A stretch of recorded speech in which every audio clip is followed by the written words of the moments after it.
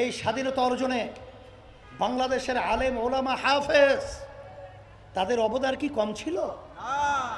ইসলামের ব্যাপারে মিথ্যা বিভিন্ন কায়দায় নীল নকশা অনুযায়ী আজকে এমনভাবে প্রচার করছে, ইসলামের কথা শুনলে অনেক মুসলমান সন্তান পর্যন্ত ভয় পায়।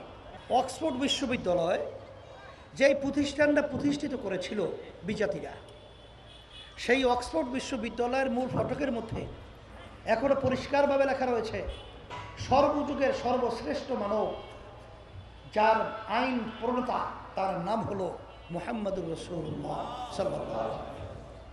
আসলে ব্যাপারটা হলো, বাংলাদেশে এত মুসলমান, এত ওলামায়ে কেরাম, এত নামাজি, জুমার নামাজে মসজিদে মুসল্লিদের এক পর্যায়ে মসজিদে জায়গা হয় না, ধরে না। সেই দেশের মধ্যে ইসলামের ব্যাপারে এত ঘৃণা কেন? এটা আমাদের বুঝতে হবে। গ্রাম্য একটা প্রবাদ বাক্য রয়েছে, কেউ যদি চুন খেয়ে মুখ পুড়ে যায়, দধি দেখলেও ভয় পায়। অর্থাৎ চুনের রঙও সাদা, দধির রঙও সাদা, তাহলে স্বাভাবিক তার তো মুখ পুড়ে গেছে, সে যখন দধি দেখবে সাদা দেখলে হঠাৎ আচমকা ভয় পায়। আসলে তাম দুনিয়ার ভিতরে বাংলাদেশ সহ ইসলামের বিরুদ্ধে একটা ইসলাম বিদ্বেষী চক্র, নাস্তিকের দলেরা ইসলামের ব্যাপারে মিথ্যা বিভিন্ন কায়দায় নীল নকশা অনুযায়ী আজকে এমনভাবে প্রচার করছে, ইসলামের কথা শুনলে অনেক মুসলমান সন্তান পর্যন্ত ভয় পায়। আসলে ইসলাম শব্দের অর্থ শান্তি, এর ভিতরে অশান্তি কোথা থেকে আসবে? আসলে বাস্তবতা হলো এই যে, আমি আপনাদেরকে পরিষ্কারভাবে বলবো, আজকে ইসলাম যে একটা শান্তির প্রতীক, তার বাস্তবতা আপনারা দেখেছেন। বাংলাদেশে যখন 5ই আগস্ট আবার কি হলো, স্বাধীনতা লাভ করলো। অনেকে বলতে পারে, হুজুর আমরা তো 71 স্বাধীনতা পেয়েছি, আবার নতুন স্বাধীনতা। আমরা স্বাধীনতা পেয়েছিলাম বটে, কিন্তু স্বাধীনতা ভোগ করতে পারিনি। এখন আল্লাহর রহমতে আমরা স্বাধীনতা ভোগ করার প্রতিটা মানুষ তার বাক স্বাধীনতা পেয়েছে। এই জন্য আমরা বলছি আমরা স্বাধীনতা পেয়েছি।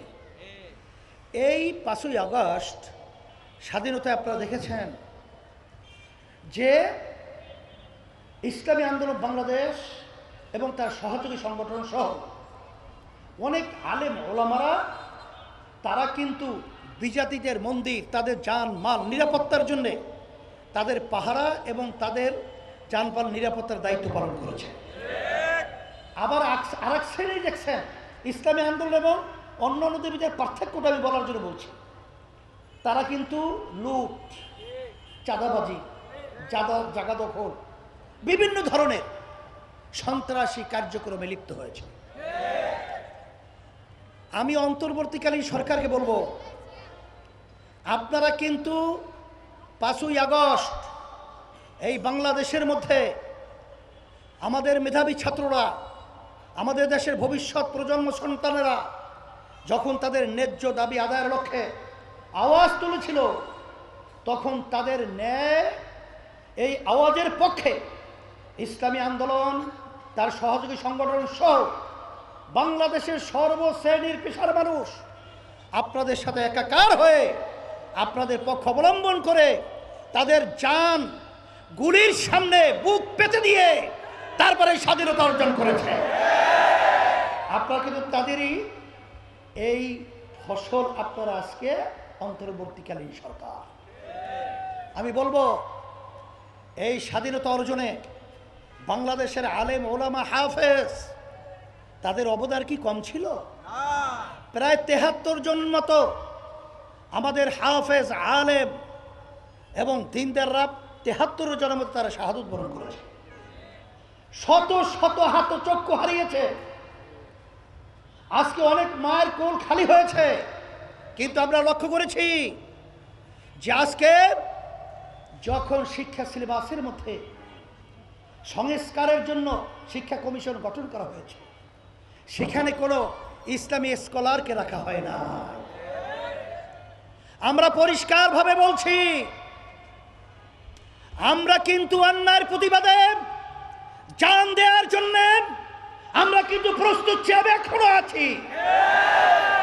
যদি আপনারা কোনো ব্যতিক্রম ধর্মী কার্যক্রম পরিচালনা করেন, আমরাও কিন্তু অন্যায় প্রতিবাদে আমরা বাংলার জমিনে আপনাদের প্রতিবাদে নেমে যাবো ইনশাআল্লাহ। এখনো পরিষ্কার বলছি, যেই দেশের ভিতরে 92 জনের মতো মুসলমান বসবাস করে, সেই দেশের মধ্যে একজন শিক্ষা কমিশন সহ পাঠ্যসূচি সংস্কারের মধ্যে সেখানে ইসলামী একজন স্কলার থাকবে না, এটা কখনই হতে পারে না, হতে দেওয়া যায় না। এই জন্য আমরা বলবো আপনাদের শুভবুদ্ধি উদয় হবে। আমি সেদিনকার প্রধান উপদেষ্টা ডক্টর ইউনুস সাহেব, তার সঙ্গে যখন কথা বলছিলাম, তখন আমি স্মরণ করায় দেওয়ার জন্য বলছিলাম যে দেশের ভিতরে 92 জনের মধ্যে মুসলমান বসবাস করে, তাদের নীতি আদর্শ, তাদের চাহিদা আপনাকে গুরুত্ব দিতে হবে, আপনার উপদেষ্টাদেরকে গুরুত্ব দিতে হবে। কিন্তু আমরা বিভিন্ন সময় দেখছি, লক্ষ্য করেছি, অনেক সময় আলেম ওলামা মুসলমানদের নীতি আদর্শকে অবজ্ঞা করা হয়। এটা কখনই আমরা মেনে নিতে পারি না, মানব না।